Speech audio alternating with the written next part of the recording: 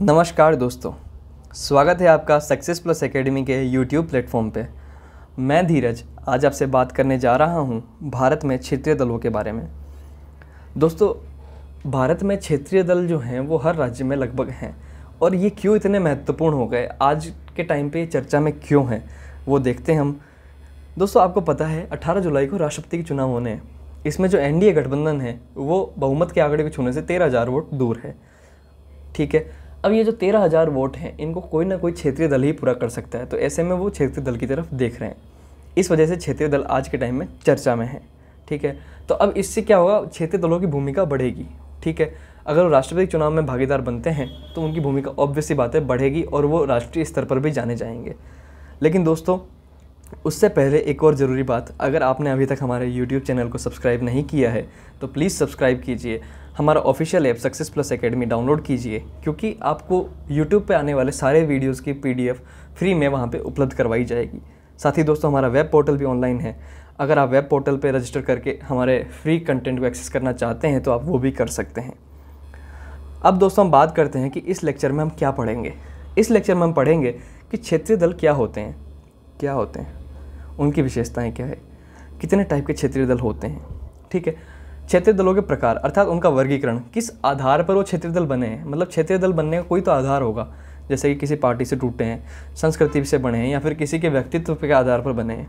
ठीक है, फिर हम देखेंगे कि आखिर बने ही क्यों, क्षेत्रीय दल बने ही क्यों, क्या ज़रूरत आन पड़ी भाई। फिर हम देखेंगे दोस्तों कि भारत में क्षेत्रीय दल होने चाहिए या नहीं होने चाहिए, इसके पक्ष और विपक्ष में तर्क देखेंगे।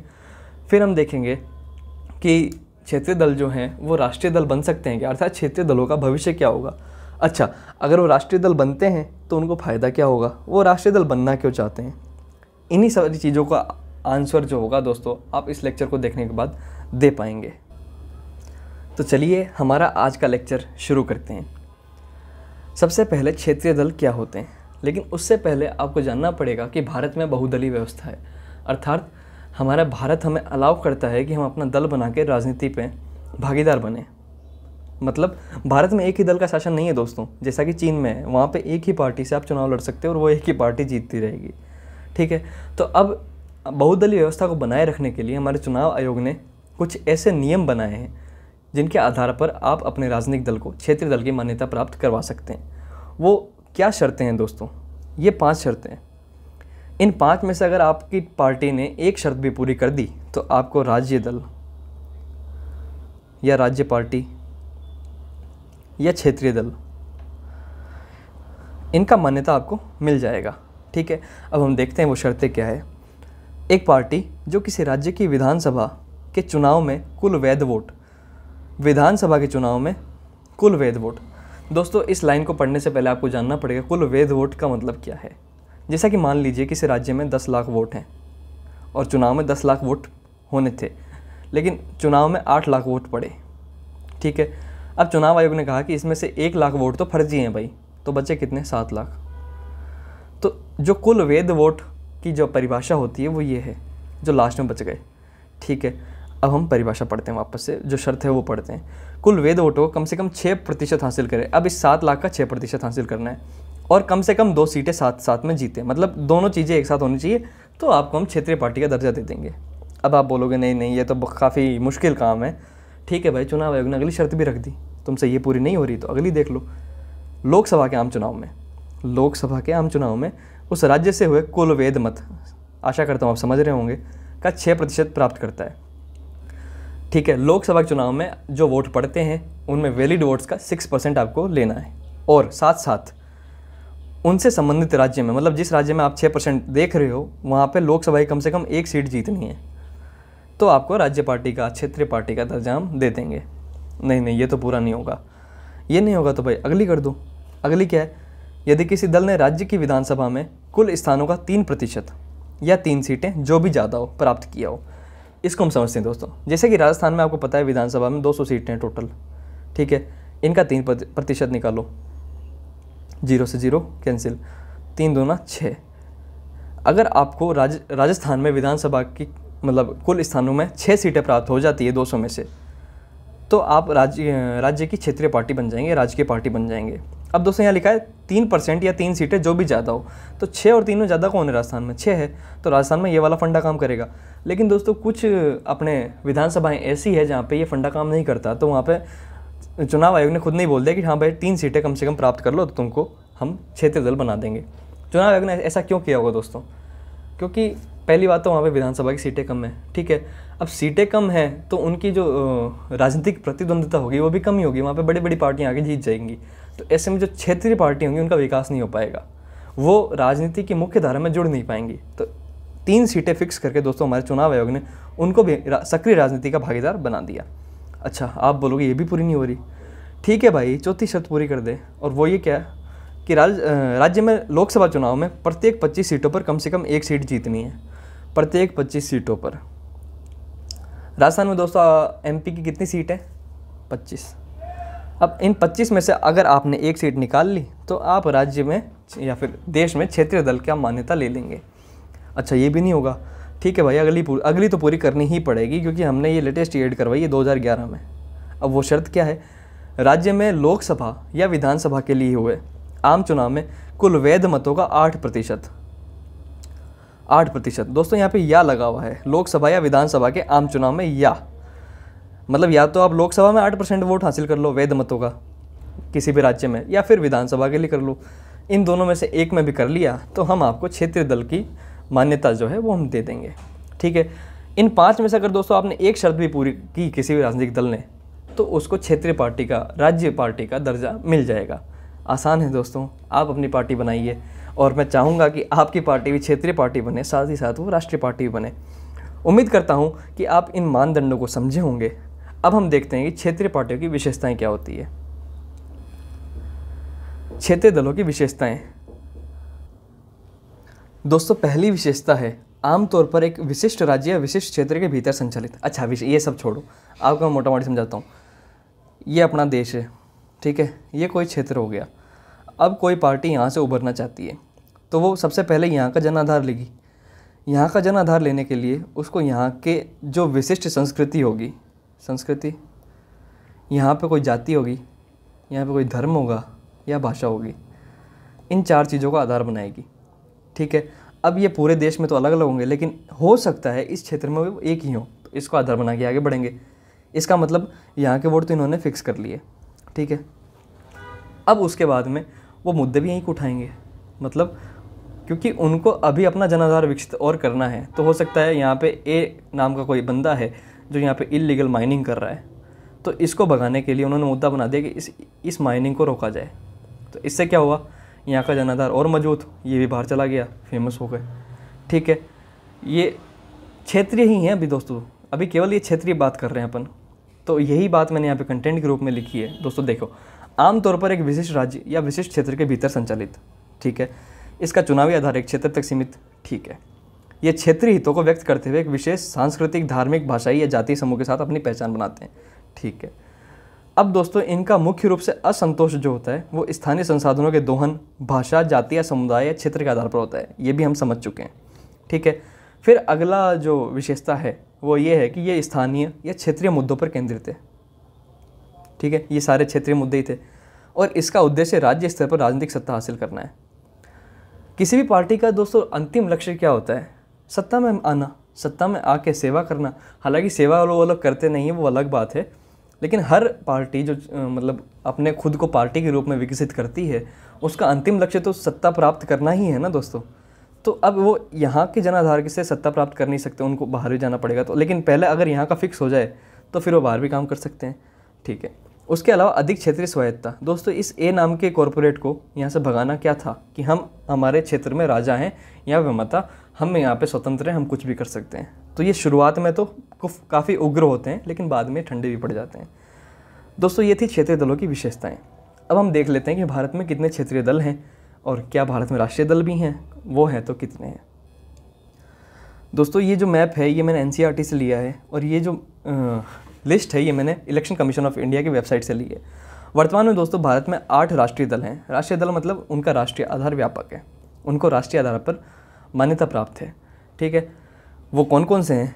TMC, Bahujan Samaj party, BJP, CPI, CPIM, Congress, NCP और नेशनल पीपल्स पार्टी।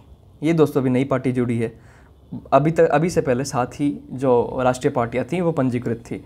अब दोस्तों इस मैप में अगर आप अपने राज्य में देख सकते हैं तो आप बताइए कि आपके राज्य में कौन कौन से मान्यता प्राप्त क्षेत्रीय दल हैं। जैसे कि दोस्तों यूपी में मैं बताऊं आपको, तो सबसे पहले राष्ट्रीय लोक दल और समाजवादी पार्टी, ये जो 2 दल हैं ये क्षेत्रीय दल के रूप में पंजीकृत हैं। आप अपने राज्य का बताइए दोस्तों, आप किस राज्य से हैं और आपके राज्य में कौन कौन से क्षेत्रीय पार्टियां हैं, क्योंकि आपने ये देख लिया है कि किस पार्टी को क्षेत्रीय पार्टी का दर्जा मिलता है। अब हम दोस्तों इसके आगे पढ़ेंगे कि क्षेत्रीय पार्टियों का वर्गीकरण, उनका आधार क्या होता है। लेकिन उससे पहले दोस्तों हाल ही में कुछ क्षेत्रीय पार्टियाँ और भी बनी है, वो कौन कौन सी है। राजस्थान में RLP, बिहार में RLSP और CPI MLL, हरियाणा में JJP, उत्तर प्रदेश में RLD, और भी कई राज्य हैं जहाँ पे कुछ दलों ने क्षेत्रीय दल का दर्जा प्राप्त कर लिया है। क्यों अब दोस्तों आपको पता है कि कोई भी दल क्षेत्रीय दल कैसे बन सकता है, तो अब आप बहुत आसानी से समझ सकते हैं कि ये पार्टी अब इस अपने लिस्ट में कैसे आ गई क्षेत्रीय दल वाले में। ठीक है, अब दोस्तों हम आ जाते हैं कि हमारे वर्गीकरण पे। वर्गीकरण 4 आधार पे है दोस्तों, क्षेत्रीय संस्कृति और जातीयता पर। ये क्या होता है, जैसे कि दोस्तों ये मान लीजिए ये क्षेत्र है, अब यहाँ के लोगों को एक करना है, तो ये क्षेत्रीय संस्कृति अगर मान लो इनकी एक है, ठीक है, तो ये संस्कृति नाम पे इनको बोल देगा कि भाई हम सब तो संस्कृति के नाम पे एक हैं, हम इसी पे शुरू करेंगे। हालांकि दोस्तों इनका शुरुआत में आधार संस्कृति होता है, लेकिन धीरे धीरे ये राष्ट्रीय आधार पे भी फैलते जाते हैं। ऐसे कुछ दलों के उदाहरण कौन से हैं दोस्तों, Shiromani Akali Dal, national conference, DMK, अन्य द्रमुक, तेलुगु देशम, शिवसेना, असम गण परिषद, मिजो नेशनल फ्रंट और झारखंड मुक्ति मोर्चा। ये दोस्तों क्षेत्रीय संस्कृति और जातीयता पर आधारित हैं। फिर दोस्तों दूसरा आधार आता है ऐसे दल जिनके पास अखिल भारतीय दृष्टिकोण तो है लेकिन राष्ट्रीय चुनावी आधार नहीं है। अब आप पूछेंगे राष्ट्रीय चुनावी आधार क्या होता है। दोस्तों हम खुद, मतलब जिनको लोग एक क्षेत्र में तो जानते हैं लेकिन राष्ट्रीय स्तर पर नहीं जानते। जैसे कि उदाहरण पे मैं आपको पूछता हूँ कि आप BJP को जानते हैं, आप बोलेंगे हाँ हम तो जानते हैं। आप कांग्रेस को जानते हैं, हाँ जानते हैं। आप राजस्थान में भी जानते हैं, आप केरल में भी जानते हैं, आप मिजोरम में भी जानते हैं। लेकिन दोस्तों क्या आप इन्हीं जगहों पर इन पार्टियों को जान सकते हैं, all India forward block, revolutionary socialist party? नहीं दोस्तों। तो इनके पास अखिल भारतीय दृष्टिकोण है लेकिन ये एक क्षेत्र तक ही सीमित हो गए क्योंकि इनके पास राष्ट्रीय चुनावी आधार नहीं है। इनके उदाहरण दोस्तों इंडियन नेशनल लोक दल, समाजवादी पार्टी और NCP। ठीक है, अब दोस्तों तीसरा दल आता है, जो तीसरा प्रकार आता है वो ये कि कोई बड़ी पार्टी थी, टूट गई, नया दल बना लिया और जीत गए, क्षेत्रीय दल बन गए। ऐसे उदाहरण कौन से हैं, YSRCP, TMC, तेलंगाना प्रजा समिति, तृणमूल कांग्रेस और बंगलो कांग्रेस। ठीक है, फिर दोस्तों चौथा वर्गीकरण का आधार आता है करिश्माई व्यक्तित्व। आज अगर अमिताभ बच्चन चाहे उसको पार्टी बनानी है तो वो किस आधार पर पार्टी बनाएगा दोस्तों, अपने व्यक्तित्व के आधार पे। ऐसे ही पहले भी कई राजनेता या फिर अभिनेता अपनी पार्टियां बना चुके हैं और उनका जो आधार था वो था उनका व्यक्तित्व। ऐसे उदाहरण है दोस्तों लोक जनशक्ति पार्टी, हरियाणा विकास पार्टी और हिमाचल विकास कांग्रेस। उम्मीद करता हूं दोस्तों आपको ये चारों आधार समझ में आए हैं और आप इन सभी पार्टियों को जानते भी अब से जानने लग गए होंगे। दोस्तों अब इसके बाद में हम पढ़ेंगे कि ये आखिर क्षेत्रीय दल बन क्यों रहे हैं। अब तक हमने क्या क्या पढ़ा, क्षेत्रीय दलों का वर्गीकरण पढ़ लिया, क्षेत्रीय दल क्या होते हैं, उनके मानदंड क्या है, कितने प्रकार के होते हैं और कौन कौन से हैं, ये हम पढ़ चुके हैं। अब दोस्तों सबसे पहले आपके मन में सवाल उठना चाहिए कि आखिर क्षेत्रीय दल बनते क्यों हैं। तो आइए दोस्तों हम उसका कारण जानते हैं। ये देखिए दोस्तों मैंने आपके लिए फ़ोटो लगाई है, आप सोच रहे हैं, मैं इधर से सोच पा रहा हूँ कि आप भी उधर से सोच रहे हैं, और वो क्या कि भारत में क्षेत्रीय दल क्यों बने। ठीक है, जानते हैं। दोस्तों अगर आपने पिछला वर्गीकरण आसानी से समझा है तो सबसे पहले ये पॉइंट आप बहुत जल्दी समझ पाएंगे, क्षेत्रीय नेता को करिश्माई व्यक्तित्व। ठीक है, ये आपको बहुत जल्दी समझ में आएगा। बड़ी पार्टियों में गुटबाजी। दोस्तों ऐसा क्या होता है कि एक आदमी कभी कभी लोभ में, लालच में अपनी बड़ी पार्टी छोड़ के दूसरी पार्टी बना लेता है और ठीक है पहुंच जाता है। फिर दोस्तों कांग्रेस पार्टी की केंद्रीकरण की प्रवृत्ति। ये जो रीज़न है ये इतना बड़ा रीज़न नहीं है, बट हाँ एक रीज़न इसको माना जा सकता है। फिर उसके बाद में दोस्तों अब हम बड़ी रीजन समझते हैं, क्योंकि हमारा भारत जो है वो विविधताओं से भरा है, तो यहाँ पे राजनीति के क्षेत्र में भी विविधताएं होगी दोस्तों। ठीक है, क्योंकि यहाँ पे सांस्कृतिक और जातीय बहुलवाद है, यहाँ पे एक ही संस्कृति नहीं है, यहाँ पे एक ही जाति नहीं है। इस वजह से सभी संस्कृतियाँ, सभी जातियाँ अपने आप को राजनीतिक रिप्रेजेंटेशन देना चाहती हैं। ठीक है, इसलिए वो अपना क्षेत्रीय दल बनाती हैं। ठीक है। फिर दोस्तों कुछ ऐसे एरियाज़ होते हैं जहाँ पे हमारे जो राष्ट्रीय पार्टियाँ हैं या फिर राज्य में जो सत्ता प्राप्त दल हैं वो उनका विकास नहीं कर पाते। इससे दोस्तों उनमें एक भावना पैदा होती है कि क्यों ना हम अपना दल बना लें और अपना विकास खुद ही कर लें। ठीक है, क्योंकि दोस्तों वो भी देखते हैं कि एक क्षेत्र का तो विकास इतना हो गया और एक अपना पीछे का पीछे ही पड़ा है, तो फिर इससे उनमें थोड़ा सा ये भावना जगती है कि क्यों ना हम खुद ही अपनी पार्टी बनाएं और खुद ही विकास कर लें। ठीक है। फिर दोस्तों कुछ वर्गों की इच्छा ऐतिहासिक कारकों के कारण अलग पहचान बनाए रखने की है। इसको दोस्तों आप समझ सकते हैं, जैसे कि दोस्तों पहले के टाइम पे ज़मींदार हुआ करते थे। ठीक है, वो पावरफुल थे, पैसे में भी और बाहुबल में भी। ठीक है, तो वो आज भी अपनी ज़मींदारी को दिखाने के लिए अपनी पार्टी बना सकते हैं। ठीक है, क्यों? क्योंकि वो इतिहास में भी डोमिनेट करते आए हैं और वो अभी भी डोमिनेट करना चाहते हैं। यही पॉइंट मैंने आगे रखा है कि महाराजाओं और बेदखल ज़मींदारों का स्वार्थ। ठीक है दोस्तों, उम्मीद करता हूँ आपको ये दोनों पॉइंट समझ में आए होंगे। फिर दोस्तों आगे का पॉइंट जो इससे रिलेट करता है, क्षेत्रीय आकांक्षाओं को पूरा करने में राष्ट्रीय राजनीति की विफलता। ठीक है, क्योंकि एक हो सकता है, ये अगर हमारा भारत है तो हो सकता है कि हमारे राष्ट्रीय राजनीति ने इस क्षेत्र को छोड़ दिया होगा और ये क्षेत्र विकसित हो गया होगा। तो दोस्तों अब ये खुद को पिछड़ा समझ रहे हैं, ये वाले क्षेत्र वाले लोग। तो अब ये सोच रहे हैं क्यों ना हम खुद ही अपनी पार्टी बना लें और खुद ही सत्ता में आकर अपना विकास कर लेते हैं, बहुत ईजी रहेगा। लेकिन आपको पता है कि ईजी तो नहीं रहेगा। अब आप किसी को भी बता सकते हैं कि अगर आपका दोस्त आपको बोलता है कि पार्टी बनाते हैं, तो आप उनको ये 5 शर्तें बता सकते हैं कि नहीं भाई तू पार्टी इन शर्तों पर ही बना सकते हैं। ठीक है, अगला हम देखते हैं कारण अटेंशन सीकिंग। दोस्तों कुछ लोग ऐसे होते हैं कि जो अपनी पार्टी बना लेंगे, उन 5 मानदंडों को पूरा भी कर लेंगे, लेकिन दोस्तों वो केवल इसलिए करते हैं कि हाँ भाई हम किसी बड़े दल में जाके मिल जाएंगे बाद में और इससे हमें अटेंशन मिल जाएगी। कुछ लोग ऐसा इसलिए भी करते हैं। फिर आदिवासी समूहों में अलगाव और असंतोष। आदिवासी समूहों के साथ साथ दोस्तों आप इसमें नक्सल प्रभावित क्षेत्र भी ले सकते हैं जो कि राष्ट्रीय राजनीति से काफ़ी खुश नहीं नज़र आते हैं।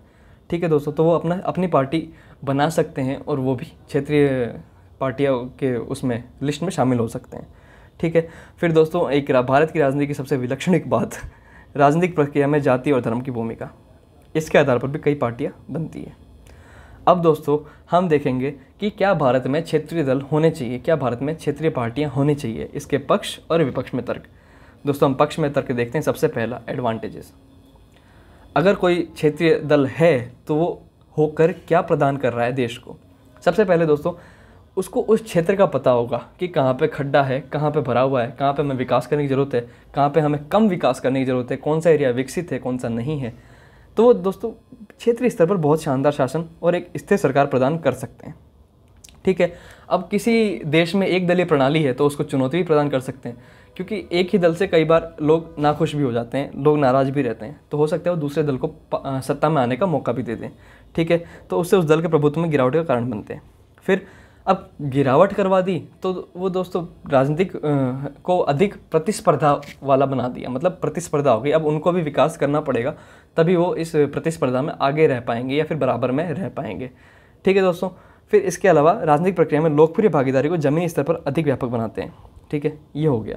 अब इसके अलावा दोस्तों वही एग्जाम्पल वापस भारत, ये क्षेत्रीय एरिया। अब यहाँ के लोगों को ये तो लगने लग गया कि हम यहाँ के क्षेत्र से पीछे रह गए। ठीक है, लेकिन ये कैसे लगा, जब उनका राजनीति में रुचि जगा, मतलब उनका जो राजनीतिक एकीकरण हुआ, उनमें राजनीतिक चेतना का प्रसार हुआ, वो भी तो वहाँ की क्षेत्रीय पार्टी की वजह से हुआ दोस्तों। तो क्षेत्रीय पार्टी का एक काम राजनीतिक चेतना जगाना भी है। ज़रूरी नहीं है कि राजनीतिक चेतना जगने के बाद में वो उसी क्षेत्रीय पार्टी को बार बार वोट करते रहें। अगर उनकी चेतना जगती है तो हो सकता है वो उस पार्टी को नकार के किसी बड़ी पार्टी को या किसी और छोटी पार्टी को वोट कर दें। लेकिन क्षेत्रीय पार्टियों से राजनीतिक चेतना तो जगी रही है लोगों में और उनकी रुचि भी बढ़ रही है। हो सकता है आने वाले टाइम में वो खुद भी अपनी पार्टी बना ले। ठीक है दोस्तों। उसके अलावा भाई इन मुद्दों, मतलब इस एरिया के मुद्दों को तो बहुत अच्छे से कवर कर ही सकते हैं। ठीक है। अब दोस्तों जैसे कि अगर आप ईवीएम मशीन देखते हैं तो यहाँ पे लिस्ट होती है। पहले क्या होती थी 1990 से पहले, कांग्रेस। पहले तो खैर ईवीएम मशीन नहीं थी, लेकिन फिर भी अगर हम आज एग्जांपल के रूप में देखें तो पहले कांग्रेस और पार्टी ABC, तो सब इसको जानते थे, इसको वोट कर देते थे। आज के टाइम में आप देखेंगे ये EVM machine Congress, BJP, party ABC, ABCDEF और लास्ट में नोटा। दोस्तों इतने सारे विकल्प, हमारे पास विकल्प इतने सारे हैं, हम चुन सकते हैं कि कौन हमारे लिए अच्छा काम कर सकता है। तो ये विकल्प क्यों आए? क्योंकि क्षेत्रीय पार्टियां बनी दोस्तों। इन विकल्पों के आने का मुख्य कारण ही क्षेत्रीय पार्टियां हैं। ठीक है, अब मतदाता उस पार्टी को वोट कर सकते हैं जिनका उद्देश्य राज्य या क्षेत्र के हित को बढ़ावा देना है। ठीक है, फिर दोस्तों ये राष्ट्रीय एकता और राष्ट्र निर्माण की प्रक्रिया को एक नया आयाम प्रदान करते हैं। जैसे इस एरिया का विकास हो जाता है तो ये भी इनके धारा से जुड़ जाएंगे, और जिस पेस पे ये लोग काम कर रहे होंगे उसी पेस पे ये भी काम करेंगे। तो दोस्तों सब लोग एक पेस पे काम करेंगे तो इससे हमारा जो देश होगा वो विकसित होगा और आगे बढ़ेगा। ये थे दोस्तों कुछ एडवांटेजेस। अब हम देखते हैं डिसएडवांटेजेस। क्योंकि किसी भी चीज़ की ह्यूमैनिटीज़ में किसी भी चीज़ का पक्ष होता है तो उसका विपक्ष हमेशा होता है। तो वो विपक्ष क्या है दोस्तों? अब जैसा कि मैंने बताया, ये ईवीएम मशीन, ये पार्टी ABCDEFG नोटा, BCDEF। ठीक है, अब दोस्तों इतने सारे विकल्प हो गए। ठीक है, अब मान लीजिए पार्टी ABC, इन तीनों की विचारधारा लगभग सेम है, और DE की विचारधारा लगभग सेम है, और मान लीजिए F जो है वो ऐसे ही खड़ा हो गया मौज मौज में। तो अब दोस्तों हमारे पास में विकल्प तो इतने सारे हैं, लेकिन कुछ पार्टी की विचारधारा सेम लगती है अपने को, और कुछ विकल्प ऐसे हैं जिनको हम चुन नहीं सकते। तो दोस्तों इतने सारे विकल्प में आदमी कंफ्यूज हो जाता है कि भाई साहब हम चुने किसको। इसी के लिए दोस्तों हमारे चुनाव आयोग ने हमें नोटा भी दे देगा, हाँ भाई किसी को नहीं चाहिए तो इसको चुन लो। लेकिन इतने सारे विकल्प होने से एक भ्रम पैदा होता है कि हम किसको चुने। सारे अच्छे कैंडिडेट हो तो फिर हम किसको चुने, सारे बुरे कैंडिडेट हो तो फिर हम किसको चुने। फिर दोस्तों इसका अगला आता है क्षेत्रवाद को बढ़ावा। क्योंकि दोस्तों ये केवल एक क्षेत्र के लिए काम करेंगे तो हो सकता है कि इस क्षेत्र के लिए इतना मतलब काम करने के लिए हो जाए आगे कि यहाँ के जो लोग हैं खुद को अलग ही समझने लग जाएं। फिर स्पष्ट विचारधारा का अभाव, ये हम यहाँ पे डिस्कस कर चुके हैं। फिर ये दोस्तों राजनीतिक अस्थिरता पैदा करते हैं। जैसे कि मान लीजिए ये देश है, यहाँ पे A पार्टी है, B पार्टी है। B पार्टी जो है क्षेत्रीय पार्टी है, A पार्टी जो है ये राष्ट्रीय पार्टी है। ठीक है, राष्ट्रीय पार्टी उस राज्य में इतनी मजबूत नहीं है जितनी कि क्षेत्रीय पार्टी है। तो अब इसको अगर अपनी सरकार चलानी है तो B का सपोर्ट चाहिए, क्षेत्रीय पार्टी का सपोर्ट चाहिए।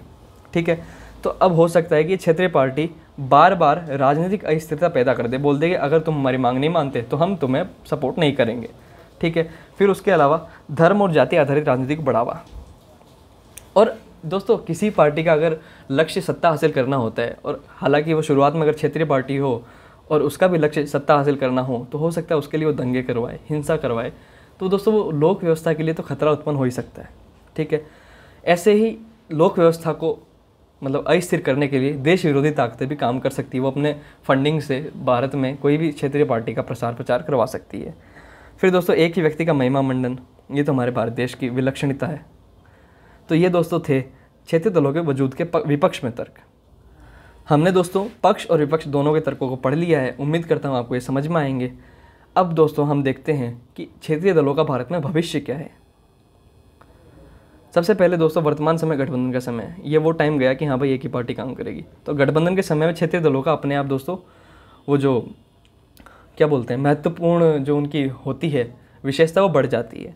ठीक है, तो यूपी और एनडीए दोनों में क्षेत्रीय दल आज भी शामिल हैं, और पिछले कुछ चुनाव में क्षेत्रीय दलों का प्रभाव साफ तौर पर दिखा है। संसद की संरचना में भी इनकी भूमिका बड़ी है। मतलब संसद की संरचना अगर हम देखें तो यहाँ पे A पार्टी, यहाँ पे B पार्टी, यहाँ पे C पार्टी, D पार्टी, ये दोनों राष्ट्रीय दल हैं। लेकिन ये दोनों सत्ता में अगर आ सके हैं तो वो C या D की वजह से आ सकेंगे। तो इससे इनकी भी जो रिप्रेजेंटेशन है वहाँ पे बढ़ गई।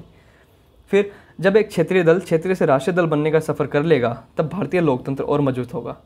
अब आपके अंदर सवाल आएगा दोस्तों, ये राष्ट्रीय दल क्या होता है और क्षेत्रीय दल राष्ट्रीय दल कैसे बन सकता है? आइए देखते हैं। राष्ट्रीय दल बनने की पात्रता ये भी हमारे चुनाव आयोग ने बता रखी है। देखते हैं क्या है। कोई भी दल जिसे 4 राज्यों में क्षेत्रीय दल का दर्जा प्राप्त है, 4 राज्यों में क्षेत्रीय दल का दर्जा प्राप्त है, उस दल को राष्ट्रीय पार्टी का दर्जा हासिल होता है। उदाहरण अभी आम आदमी पार्टी को देखिए आप, दिल्ली में ये क्षेत्रीय दल है। ठीक है, पंजाब में भी हो गई। अब ये हिमाचल, गुजरात और राजस्थान को टारगेट कर रहे हैं। तो दोस्तों अगर ऐसा होता है तो इनको बहुत जल्दी राष्ट्रीय पार्टी की मान्यता मिल सकती है। कोई दल, अब दूसरा, अगर ये शर्त पूरी नहीं होती, दूसरी शर्त, कोई दल 3 अलग अलग राज्यों को मिलाकर लोकसभा की 2% सीटें जीते, यानी कम से कम 11 सीटें जीते। ठीक है, लेकिन क्या दोस्तों, ये 11 सीटें जो है ये किसी एक राज्य से न होकर अलग अलग तीनों राज्यों से होनी चाहिए। ठीक है, लोकसभा की 2% सीटें आपको 3 राज्यों में मिला के जीतनी है। 11 सीटें, मान लीजिए 1 से 3 जीत ली, 1 से 4 जीत ली और 1 से 4 जीत ली। ठीक है, ये एक एग्जाम्पल समझा रहा हूँ। ये शर्त आप पूरी कर दो तो आपको राष्ट्रीय दल बना देंगे।